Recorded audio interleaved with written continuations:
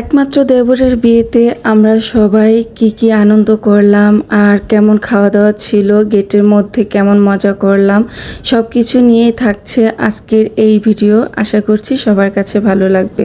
Hello everyone, আসসালামু আলাইকুম। কেমন আছেন সবাই? চলে আসলাম নতুন একটা ডেইলি লাইফস্টাইল ব্লগ নিয়ে। দেবরের বিয়ে হয়েছিল আরও কিছুদিন আগে। আমরা তখন ইন্ডিয়াতে ডক্টর দেখাতে গিয়েছিলাম। আমাদেরও দাওয়াত ছিল, কিন্তু দুঃখিত, ইন্ডিয়াতে ডক্টর দেখাতে গিয়ে আমি ওর বিয়েতে থাকতে পারিনি। তবে এখন বিয়ের অনুষ্ঠান হচ্ছে, মেয়ে পক্ষের অনুষ্ঠান করছে, আর এই অনুষ্ঠানটা হচ্ছে আমাদের বাসা থেকে কাছে সরাপাড়াতে একটা রুপটপের মধ্যে অনুষ্ঠানটা হচ্ছে।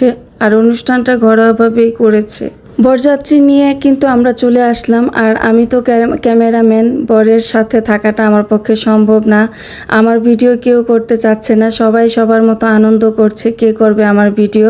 তাই নিজের ভিডিও নিজে করতে যে আর আমাকে এই ভিডিওর মধ্যে দেখা যাচ্ছে না। এদিকে শরবত দিয়েছে, ফিতা কাটার আগে শরবতে কি যেন মিক্স করেছিল, আর এটাই অনুবীক্ষণ যন্ত্র দিয়ে আমাদের এক বেন খুব ভালোভাবে দেখে নিচ্ছিল যে কোন গ্লাসটা তুলে খাওয়া যায়।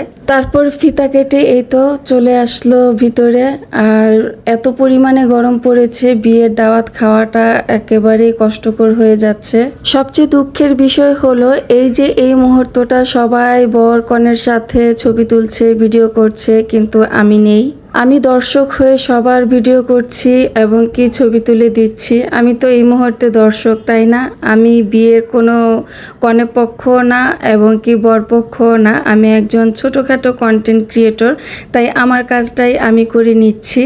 তবে এত বছরের প্রেমের সমাপ্তি ঘটলো বিয়ে দিয়ে। ওরা কিন্তু প্রায় 7-8 বছর ধরে প্রেম করেছিল, প্রেম করে তারপর বিয়ে করেছে। কথায় আছে না, যার শেষ সুন্দর তার সব কিছু সুন্দর। ওদের বেলাতে শেষটা সুন্দর হয়েছে, আলহামদুলিল্লাহ। ওদের জন্য সবার কাছে দোয়া চাই, ওদের নতুন জীবন যেন খুব ভালো হয় এবং শুভ হয়। ওরা যেন সবসময় হাসি খুশি এবং সুখে দুঃখে একসাথে থাকতে পারে। অনেক ঝড়ঝাপটার পরেই কিন্তু দুইজনের মিলন ঘটলো। একটা সময় মনে হয়েছিল ওদের এই বুঝি বিচ্ছেদ হয়ে যাবে, কিন্তু না, আল্লাহ যদি কপালে রাখে তাহলে সবকিছুই সম্ভব। যাই হোক, সারাদিন বিয়ে সবকিছু শেষ করে এই যে এখন বিদায়ের পালা, বিদায়ের সময় চলে আসছে। আর এই বিদায়ের সময়টা কিন্তু খুবই কষ্টকর, খুবই আবেগময়ী একটা সময় হয়। আর এই যে আমার ননদিনী একটু ঢং করছে, ওর ঢং দেখলে তো একেবারেই মাথা ঘুরে যায়। এদিকে